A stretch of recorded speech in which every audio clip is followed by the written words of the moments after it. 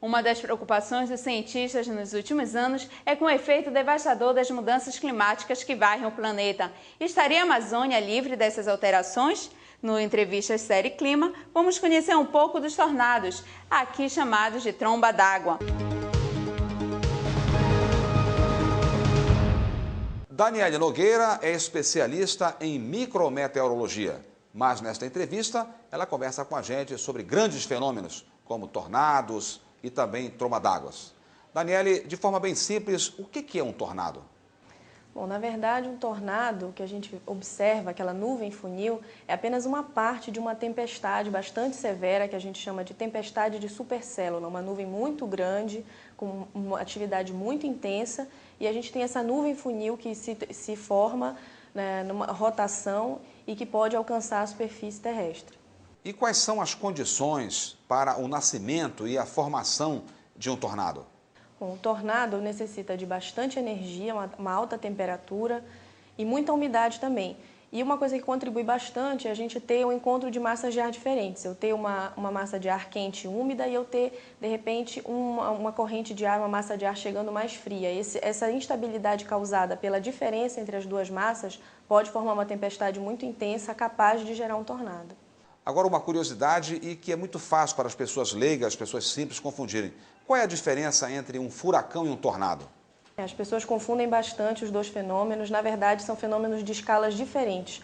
O furacão só pode ser observado ao movimento de rotação dele numa imagem de satélite. Ele vai causar na superfície muita chuva, muito vento, enchentes, inundações.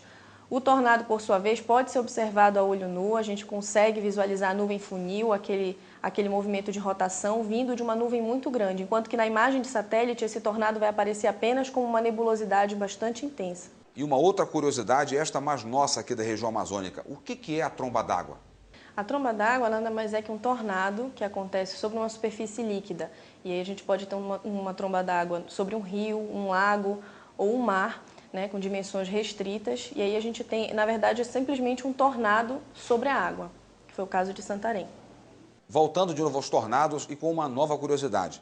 Após a passagem de um tornado, às vezes acontece a chuva de animais. O que é isto?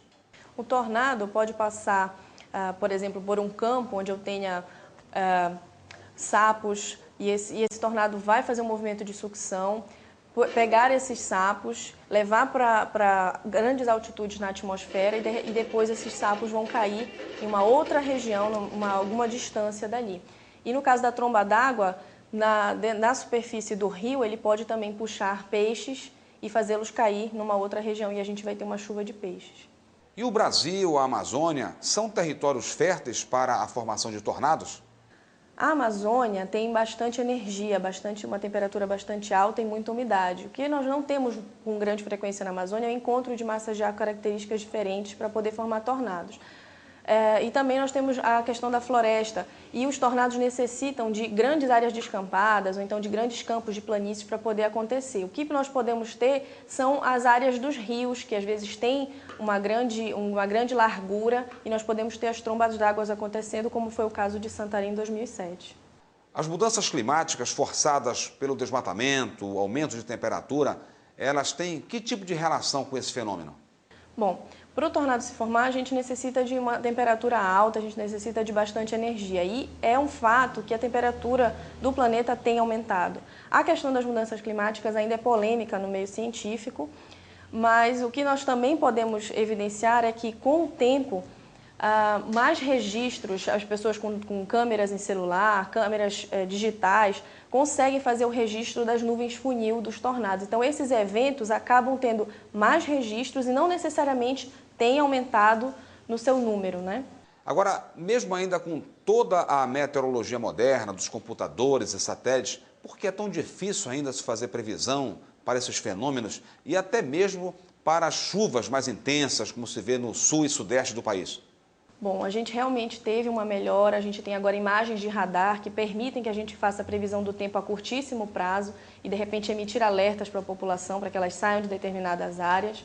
Mas realmente os tornados são um fenômeno que ainda oferece bastante mistério para os meteorologistas. Eles se formam em um horizonte de tempo muito curto.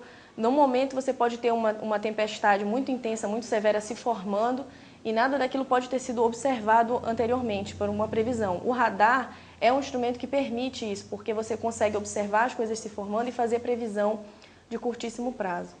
E a qualidade da meteorologia aqui na Amazônia, aqui no Pará, em termos de previsão meteorológica, segurança para voos, previsão para indústrias, para o agronegócios, para o desenvolvimento da região.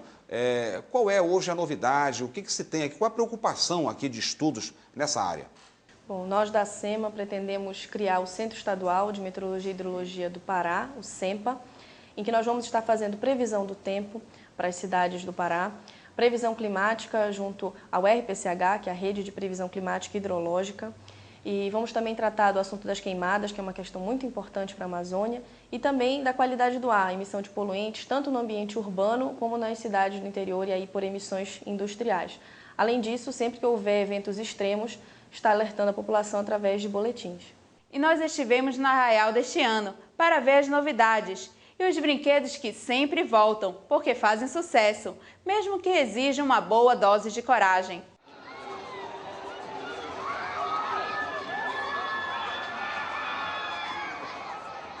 Sempre na época do Círio, a diversão é ir ao parque, localizado bem ao lado do Santuário de Nazaré. Para quem gosta de adrenalina, os brinquedos são uma boa pedida, mesmo que eles tenham nomes estranhos como o Cataclismo. A farra já começa na subida. Mas há quem diga que não dá medo. Muita adrenalina, né? Eu que gosto, é super bacana. O mais interessante é ver as pessoas que estão ao lado, né? Gritando, pedindo socorro, chamando palavrão, chamando mãe, mas é legal. Mesmo sem ter muita idade, a alegria é garantida e certeza de querer repetir a dose. Era muita emoção, parece que o nosso sangue vai pela cabeça, vai toda hora balançando, fica girando, vai para um lado e para o outro, parece que vai cair, alguma coisa muito estranha mesmo. E por falar em idade, quem disse que apenas as crianças podem aproveitar o parque? São várias opções para todos os gostos. E ninguém reclama por ficar tanto tempo nas filas. Vale a pena ficar assim tanto tempo na fila e entrar aí? Com certeza, é muito legal, tal, é muito divertido a gente estar curtindo aqui o parque. Mas alguns também preferem as barracas coloridas, com os brindes da pescaria, o tiro ao alvo, ou então os brinquedos infantis, como o carrossel e o carrinho bate-bate. As irmãs Renata e Juliana, de 1 ano e 5 meses, por exemplo, adoram a movimentação. Os pais que levam as crianças dizem que, apesar da multidão, é possível aproveitar cada instante ao lado dos pequenos. É onde a gente pode trazer as nossas crianças para brincar, né? Inclusive estou com meus 3 filhos aqui, né? A gente veio para brincar, passear, é muito bom, é muito divertido. Este ano também, graças à organização da festividade de Nazaré, os ambulantes podem comemorar o aumento nas vendas. O pessoal da igreja trabalhou bem esse ano e está bem mais organizado e está ganhando dinheiro, viu? E para repor as energias no passeio, nada melhor e mais tradicional do que uma deliciosa maçã do amor. Brinquedos que sobem, descem, fazem voltas, ficam de cabeça para baixo, andam para trás, não importa. Se você ainda não foi, corra para aproveitar o parque, que vai funcionar até 25 de outubro.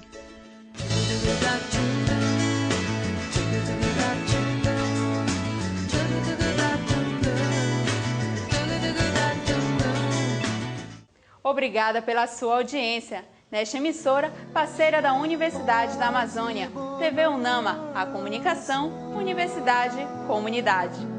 Virgem de Nazaré,